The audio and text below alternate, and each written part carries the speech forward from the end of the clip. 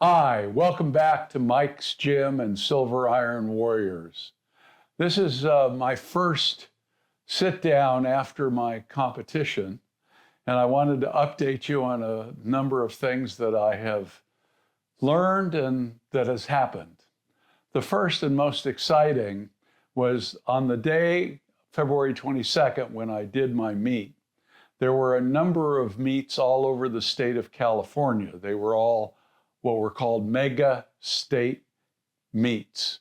And the United States Powerlifting Association combined the results from all the meets all over California.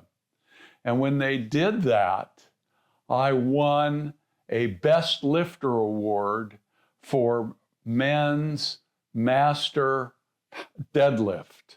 And I was very excited about that. I have never won a Best Lifter Award. That's a pretty substantial honor to get because there has to be at least 5 people in the lifting group. And they have ways of doing formulas to equalize people's body weight and age. And mine came out on top. So I am, for the time being anyway, the master powerlifter deadlifter for masters men in California. I don't know how long that will last, but I'm certainly excited. The medal is not here yet, and when I get it, I will be very happy to share it with you. The week after the powerlifting meet, my friend Artis and I traveled to Columbus, Ohio, and we visited the Arnold, which there are pictures that I posted on the channel from the Arnold. But the first thing that Artis and I did was visit Westside Barbell. And that was a very interesting trip.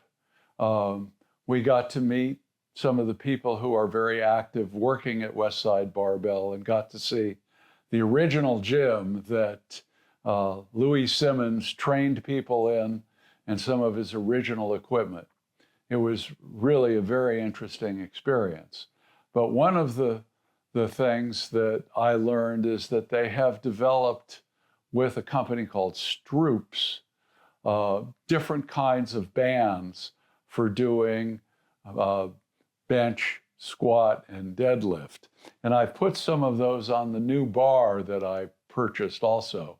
I'd been looking for a bar that had a slight curve to it that would help take the pressure off my shoulder and allow me to develop both in the squat and the deadlift, lifting more weights. I misspoke. And Westside Barbell, because Rogue is in the same town of Columbus, Ohio, that Westside is in, Westside gets to test out all of Rogue's bars.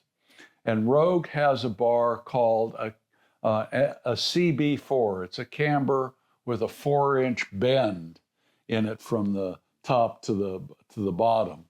And Westside Barbell tested that bar extensively. And when I was back there, I talked to them about the bar, and they are very excited about this bar. So when I got back, the bar arrived, and this is the bar. It's kind of a monster bar. If you can see, it's really pretty thick. It weighs 55 pounds rather than the typical 45 pounds for a regular bar, but you can see the camber in it, the curve. And what I did is I put some bands on the end to show you the comparison of the bands. This is the standard band that I've been using. This is the purple one. This is the green one. You can see the green one is thicker than the purple one. It gives much more resistance. But they've developed these other bands. This is a purple one. This one's a green one. It's more force. But you can see that rather than having to slide this over the bar and stretch it, this actually has a loop that fits onto the bar. It's got a loop in the center, and then it's got another loop. So when using these, you can either use them single or double. And double, of course, doubles the amount of resistance. So I have tried using the purple one, which is the lightest one, with just single resistance at this point.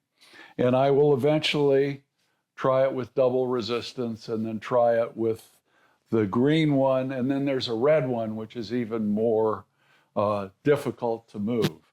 But what's nice about this is that it's easy to get on a bar when I'm doing the speed deadlifts.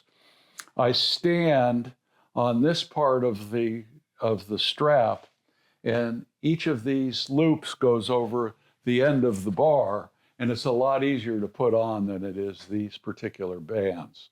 So Westside Barbell was a great experience, and I got to learn a few things. I got my new bar, I got my new bands, and I've been working on what's called hypertrophy, which is basically keeping my muscles big and trying to get them a little bigger and get them a little stronger, but not working out as hard or intensively as I was before when I was getting ready for the meet. So what I am doing now are 3-week mesocycles. Week 1 is a heavy one, week 2 is a heavy one, week 3 is recovery. And I've modified it a little bit. Week 1 I do squats, week 2 I do deadlifts, and then week 3 I do both squats and deadlifts, but at a much lighter weight and much less volume. So that's what I'm working on now. And at the meet, I met a number of lifters, some who it's their first time lifting. I'm going to be scheduling some time to try and interview them for my channel. And then I got invited to be on a podcast from a gentleman in England. And that'll happen next week. I'll give you more information about that after that happens. We're probably going to be able to put the interview on my channel also. But he is a trainer in England, and the reason that we got together is one of his students or his trainees had one knee replaced and was able to get down on the floor and back up and was demonstrating that.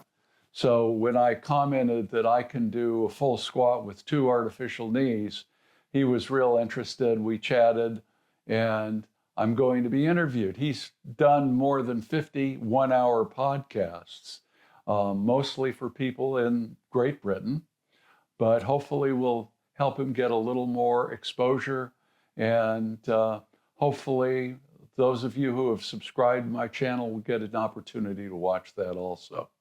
Thank you for stopping by in strength and in health. Like and subscribe. Silver Iron Warriors. Thank you.